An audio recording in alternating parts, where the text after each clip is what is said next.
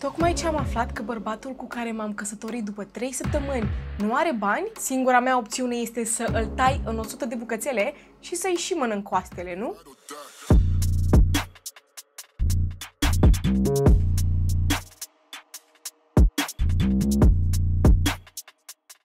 Salutare, fan True Crime, azi zi de traumă și dacă sunteți noi aici, bine, eu sunt Ceci și aici vorbim despre cei mai oribil criminali pe care am putut să găsesc vreodată. Dacă nu v-ați dat seama după intro, vă rog frumos, spuneți mâncarea aia deoparte. Urmează, nu știu, cred că una din cele mai teribile imagini pe care le-am citit în ultima vreme, la care am făcut un research și, sincer, cred că a durat ceva timp de când am făcut una din astfel de povești care... teribil. Așa că da, puneți mâncarea aia deoparte. Dar totuși, dacă sunteți subscriber aici, poftă bună! Astăzi vorbim despre o frumusețe de femeie, numele ei era Omaima Nelson și haideți să vă spun despre copilăria ei, că deja e clar că de aici începe o chestie foarte, foarte tragică, da? Omaima s-a născut în Egipt în anul 1968 și tatăl ei era un bărbat extrem de...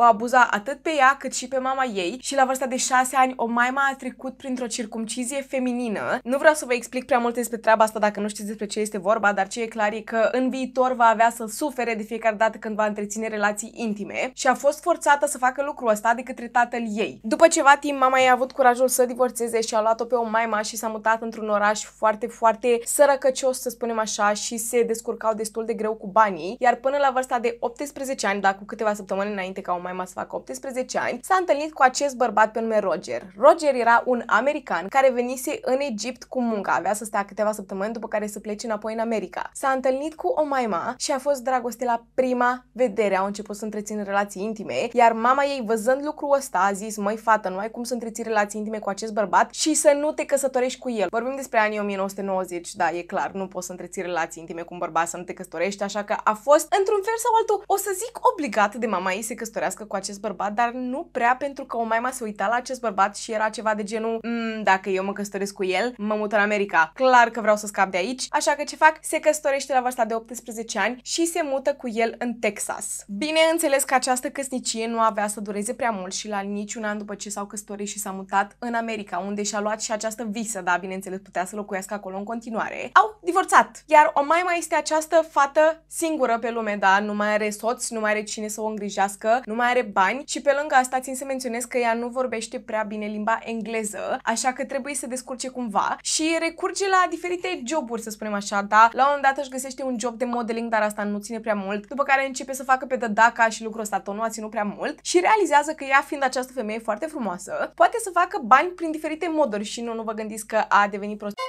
A început să agațe bărbați cu bani, bărbați mult mai bătrâni decât ea, să spunem așa, avea vreo 23 de ani în punctul ăsta, și să le ia banii. Probabil vă gândiți că, măi, se punea împreună cu ei și după, nu știu, ei o susțineau, îi dădeau bani, dar nu. Lucrul pe care îl făcea ea: se ducea la diferite baruri, agăța diferiți bărbați, se ducea cu ei acasă, după care îi lega de scaune, de paturi, de ce putea să-i lege și ba le punea cuțitul la gât, ba le punea, nu știu, un la cap și le fura toți banii, după care pleca. Omaima, de ce? Vreau și eu să știu de ce. Și probabil vă întrebați: măi, de unde știm lucrurile astea și cum de nu am fost arestată? Ei bine, lucrurile astea le știm abia după ce o să termine această poveste, da, s-au aflat lucrurile astea, doar că acești bărbați care au trecut prin aceste lucruri erau prea rușinați să se ducă la poliție, erau prea rușinați să spună că o femeie le-a făcut lucrurile astea. Trecem mai departe în octombrie 1991. Omaima are 23 de ani și este, bineînțeles, la un bar încercând să agațe bărbați. Iar de nicăieri pe această ușă a barului intră, nu știu, ca și cum ar fi căzut din rai, acest bărbat de 56 de ani pe nume Bill Nelson. Bill Nelson a nostru s-a prezentat ca fiind un pilot ieșit la pensie, plin de bani, care avea un Corvette roșu, o casă a lui, 5 copii și 17 nepoți, dar nu este căsătorit, nu vă panicați. Și nu știu cum să vă spun, dar a fost într-un fel sau altul dragoste la prima vedere, adică Omaima s-a uitat la bărbatul ăsta, a auzit poveștile pe care le-a spus. Nu mai spunem de faptul că, am uitat să vă spun, dar în punctul ăsta Omaima se află în California. Bill este și el tot în California, dar Bill s-a născut în Texas, unde s-a mutat Omaima când a venit din Egipt. În Texas aveau lucrul ăsta în comun, s-au luat la vorbă și automat au plecat acasă amândoi. Bineînțeles că Omaima era după banii lui, dar ea îi spunea că ea caută un bărbat matur, caută un bărbat stabil, care să îi ofere stabilitate la rândul lui, care să aibă grijă de ea și ea, la schimb, îi va face viața fericită. Însă nu vă gândiți că Bill este o victimă în toată treaba asta, pentru că și Bill căuta o fată frumoasă care să-i stea la braț. O fată cu Cât face 56 minus 23? De ce îmi trebuie calculator? Cu 33 de ani mai tânără ca el. Eu nu spun că nu există iubire între două persoane cu o diferență de vârstă foarte mare, dar noi știm clar că în acest caz era un interes la mijloc. La 3 săptămâni după ce acești doi porumbei s-au pus împreună, da, la 3 săptămâni, Bill se decide să o ducă pe o maima, să-i cunoască toată familia, da, toți copiii, toți nepoții și în drum spre a-și vizita familia, se opresc într-un alt oraș unde se căsătoresc.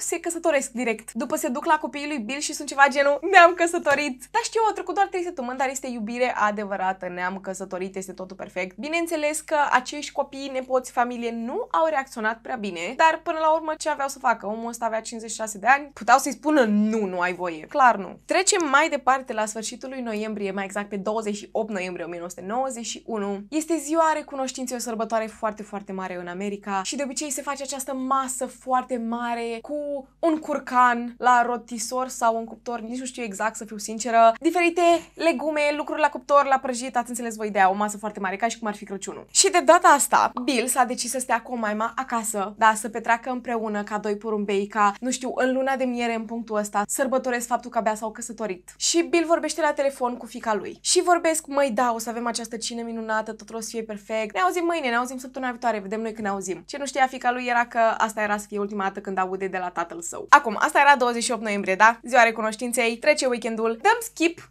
la 3 zile, da? Ajungem pe 1 decembrie. O să ne întoarcem înapoi la ce s-a întâmplat în aceste 3 zile, dar practic. O maima se duce și bate la ușa fostului său iubit, Robert. Bine zic fost iubit, dar de fapt este un bărbat cu care s-a văzut de câteva ori. Nu i-a furat din bani, dar știți voi, încă se înțelegeau într-un fel sau altul. Îi bate la ușă și îi spune, măi Robert, am nevoie de ajutorul tău. Bill m-a atacat, m-a agresat la modul ăla și eu din autoapărare a trebuit să-l omor. Am nevoie de tine să mă ajut să scap de cadavru. Iar Robert era ceva de genul pleacă până nu chem poliția. Și bineînțeles o maima a fugit, dar Robert totuși a sunat poliția și autoritățile se duc direct acasă la Bill Nelson. Haideți să vă spun ce au găsit acasă la Bill Nelson. Lăsați-mă să mă pun mai confortabil pentru că urmează să vă spun un lucru. By the way, mare trigger warning, mare disclaimer, știu că nu vă mai zic special de disclaimer la început, dar data asta trebuie să vă zic unul. Urmează să vă zic niște lucruri foarte, foarte grafice. Autoritățile se duc acasă la Bill. Deschid ușa și îl găsesc pe Bill. Nu vă panicați, Bill era acolo, doar că era împrăștiat în toate camerele, în 100.000 de bucățele. Bine, nu chiar 100.000.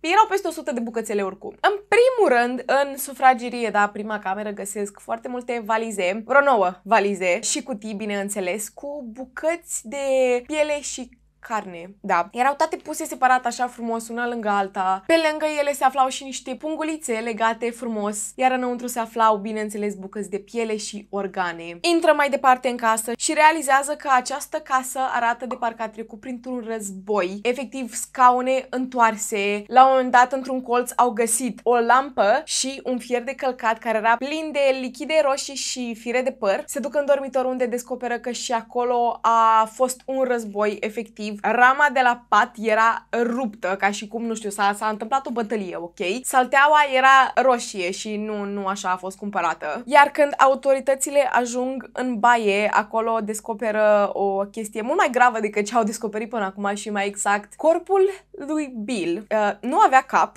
nu avea nici mâini de la încheieturi, avea brațele până aici, de aici încolo nu erau. Avea picioarele și era într-un fel sau altul agățat de bara de deasupra căzii, cea unde se agață perdeaua. Știți? Era agățat ca, știți, la măcelării cum agață porci pe cărlige ca să scoată toate lichidele din ei? Exact la fel era și Bill al nostru, doar că îi cam lipsea capul și mâinile. Și pe lângă treaba asta era să uit să menționez, nu avea pic de piele pe el. Era despielițat. Care este opusul la împielițat? Jupuit? Jupuit se zice, da, era jupuit. Iar cireașa de pe tort era să uit. Cum să uit să vă spun așa ceva? Bill era castrat, dar era castrat în totalitate. Nada, niente. Nunca. Nimic nu mai era acolo jos. Nu au reușit să descopere unde se afla acest organ genital al lui Bill. O să ajungem acolo puțin mai târziu. Trecem mai departe. În gunoi descoperă șoldurile lui Bill care erau amestecate cu sos și când se duc către cuptor aragaz, da, găsesc mai multe oale care erau pe aragaz, bineînțeles. Într-o oală se afla această tocăniță cu legume, carne de curcan, mâinile lui Bill. Da,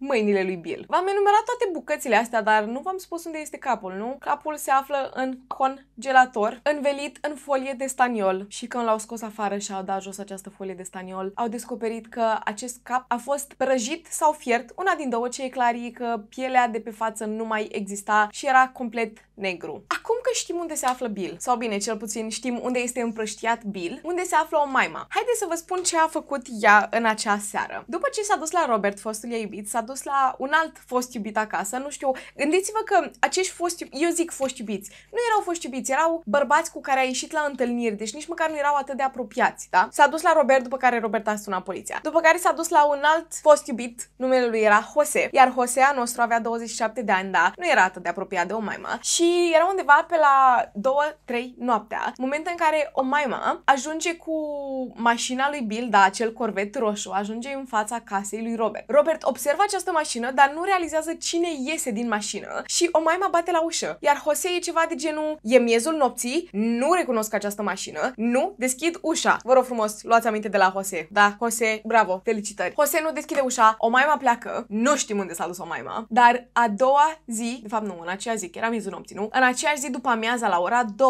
același Corvette roșu ajunge în parcare, ajunge în fața casei lui Jose, iar Jose se uită din nou la această mașină și e ceva genul, asta e mașina de azi noapte, nu? Vede că Omaima iese din mașina asta și e ceva genul, eu o recunosc pe femeia asta. Ok, deschidem ușa. Omaima bate la ușă, Jose deschide ușa, bineînțeles, și vede această femeie, efectiv ca și cum a trecut prin război, speriată de bombe, foarte, nu știu, de parcă intrase într-un fel de psihoză. Psihopata noastră îi spune lui Jose cum Bill a legat-o de mâini și de picioare și a ținut-o în baie pentru ultimele 2 zile, da, de ziua recunoștinței. A agresat-o de nenumărate ori, după care îi arată mâinile, picioarele și pieptul unde avea diferite tăieturi ca să-i dovedească că lucrurile astea chiar s-au întâmplat. Și a spus, măi Jose, eu l-am omorât din autoapărare, dar eu n-am nevoie ca tu să mă ajut să scăpăm de corp pentru că l-am tăiat deja în vreo 100 și ceva de bucățele. Uite, în mașină am câteva din bucăți, ca să știi. Am nevoie doar să împrumut remorca ta, pentru că mașina mea e prea mititică și nu încape tot deodată și nu prea aș vrea să fac mai multe drumuri. Iar Jose se uită la această femeie și e efectiv, nu știu, nu-i vine să creadă, bineînțeles. Iar Omaima, ca să îl convingă pe Jose să facă lucrul ăsta, i-a mai și oferit $75.000.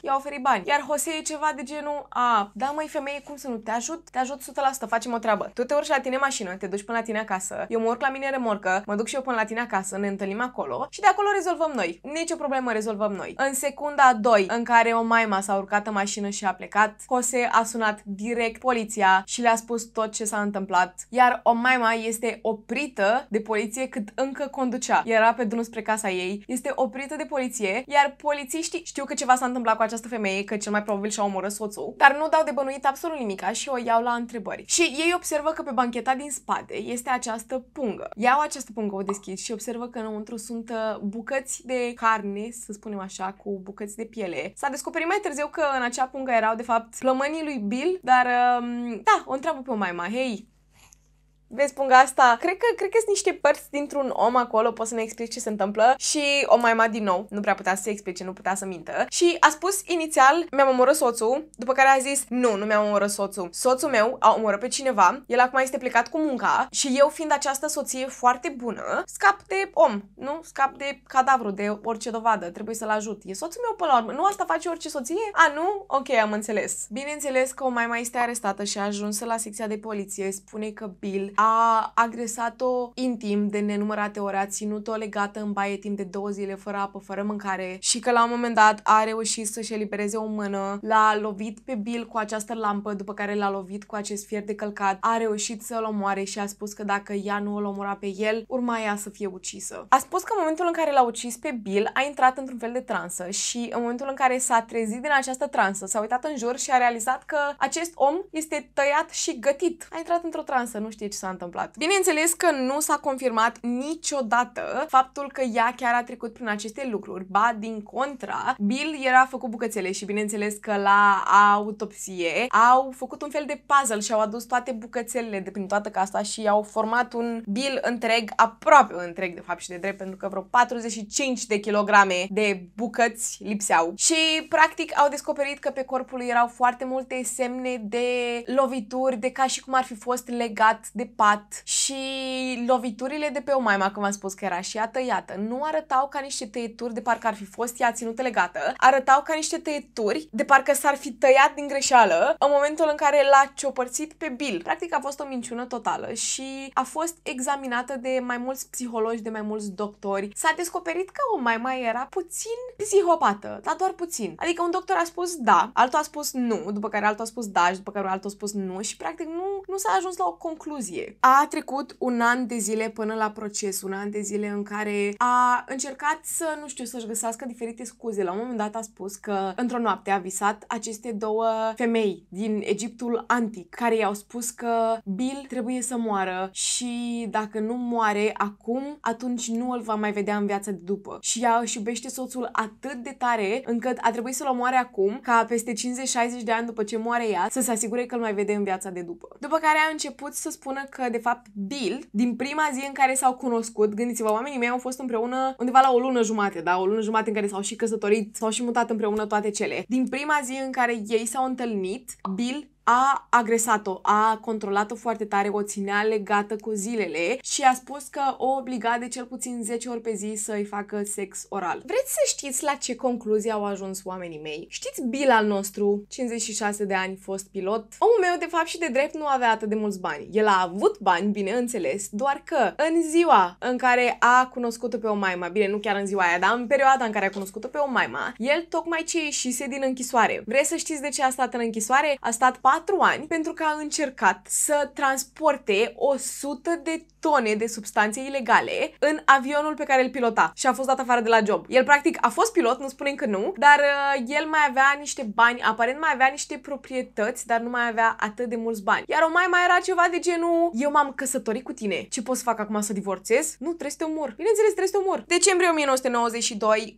începe procesul în care o maima este, bineînțeles, acuzată pentru uciderea soțului ei și au ieșit mai multe informații la iveală. În primul rând, ea a gătit mâinile și capul ca să scape de amprente, bineînțeles, iar unul din psihologi a spus că la un moment dat în acest an în care vorbea cu o maima i-a spus că i-a luat coastele, le-a gătit în cuptor cu sos barbecue și că a fost foarte delicios. A fost unul din cele mai dulci lucruri pe care le-a mâncat în viața ei. Bineînțeles, când a fost întrebată o maima, a zis: nu, doamne, eu n-am zis niciodată, n-am zis așa ceva. Ok, unde să alea 45 de kilograme de carne care lipsesc? Bine, haide să vă spun. Vecinii timp de 2 zile au auzit, nu știu cum se numește, dar practic am văzut lucrul ăsta la americani. Știu că și mama are în Noua Zeelandă. Este practic la chiuvetă această gaură unde pui mâncare și se macină și practic se duce direct către gunoi. Da, se numește garbage disposal, ok? Vecinii au auzit acest garbage disposal cum mergea timp de 2 zile. Dar da, bineînțeles că psihopata noastră a fost găsită vinovată și a primit închisoare pe viață în anul 1992. În 2006 a avut dreptul la apel și când a avut dreptul la apel a spus în felul următor: acest om mă abuza și eu, dacă nu-l omoram, eu nu scăpam basma curată și motivul pentru care l-am ciupărțit era ca să nu îl întâlnesc în viața de după. Țin minte că am mai făcut un caz de genul în care cineva a spus exact același lucru, că trebuie să-l tai în bucățele ca să nu-l vezi în viața de după, pentru că sufletul lui nu ar mai putea să treacă pe lumea cealaltă. Nu știu, cred că are sens în capul lor. Bineînțeles că nu a fost eliberată în 2006. În 2011 a avut din nou dreptul la apel. Același lucru, nu a fost eliberată. Iar următoarea dată în care are dreptul la apel este în 2026. Adică în 2 ani de zile. Vom afla dacă această femeie va fi eliberată sau nu, dar eu una sincer mă îndoiesc. În ziua de astăzi ea are 55 sau 56 de ani. Faza este că noi nu știm exact data în care s-a născut. Noi știm anul, dar nu știm data. Deci între 55 și 56. Și aparent, în închisoare, da, a devenit această fată foarte, foarte religioasă, creștină, citește Biblia dimineață până seară și s-a și căsătorit cu un bărbat care este în libertate, da, care este în libertate, care e în afară, un bărbat din afară. Acest bărbat, vreți să ghiciți, are 70 de ani și este plin de bani. Tipic o maima, ce pot să spun? Atât era. Atât a fost acest caz. Da, nu știu, groaznic. Țin minte că am făcut acest caz, dar l-am făcut, cred că acum vreo 3-4 ani de zile pe TikTok. Nu mai țineam minte 100% ce s-a întâmplat, dar e efectiv wild cum această femeie, pe lângă faptul că a avut oportunitatea să se mute în America, da, și să-și facă o viață frumoasă, să spunem așa, să-și găsească, nu știu, să-și facă o educație, să-și găsească niște oportunități, un job, plecând din acel oraș foarte, foarte sărac, trecând prin aceste abuzuri în copilăria ei, totuși s-a decis să facă toate lucrurile astea. E teribil, e teribil. Dar Bill și el, sincer, măi Bill, Te rog foarte mult. Cum să minți, fata? Cum să spui că eu sunt un pilot, bine, am fost un pilot și am o grămadă de bani, când tu de fapt tocmai ce ai ieșit din închisoare, ai stat acolo 4 ani, 100 de tone de substanțe ilegale. Să le pui la tine în avion și să treci cu ele în alt stat, presupun. Nu? Ok. Ok. Da, în ultima vreme parcă fac numai cazuri despre oameni care mănâncă oameni. Ce să este, cred că asta este perioada în care vorbim despre oameni de genul, da. Da. Atât a fost acest caz. Mulțumesc că ați stat aici cu mine, că v-ați uitat la fața mea frumoasă. Am o zi a părului foarte nașpa, lumina asta mă enervează la culme, că tot ating cablurile. Cred că gata, ar trebui să nu mai flicăre. Vă doresc o zi minunată. Nu uitați să lăsați un like, comentariu, share. Tot ce puteți să faceți ca să mă ajutați să cresc acest videoclip, acest canal. Viața mea, să fie viața mea frumoasă, ok? Nu uitați că mă găsiți pe Instagram, TikTok, Twitch și mai avem un alt cont de YouTube care se numește Mia și Ceci. Vreau să vă aud părerile în comentarii. Sunt tare curioasă dacă știați deja de acest caz și dacă știați deja de el și a stat aici doar pentru fața mea frumoasă. Mulțumesc din suflet, apreciez. Vă iubesc tare, tare, tare mult de tot. Urmează Halloween-ul. Eu sunt foarte, foarte entuziasmată. Deja am cheltuit o grămadă de bani pe foarte multe lucruri cu scheleți și fantome. Nu e nimic anormal în această casă. E perfect ok. Dar da, eu am fost Ceci, iar până trauma viitoare, stay safe! Deci nu cred că vă puteți imagina. Am o zi atâta de proastă. Hai să vă arăt picioare de pisică, vreți? Asta e coada. Asta e piciorul. Și aia e pisica. Ce ai, mă, ești supărat sau ești gelos? Nu știu dacă îl puteți vedea. Te-ai pus fix așa la mijloc să nu te vadă oamenii. Bună ziua!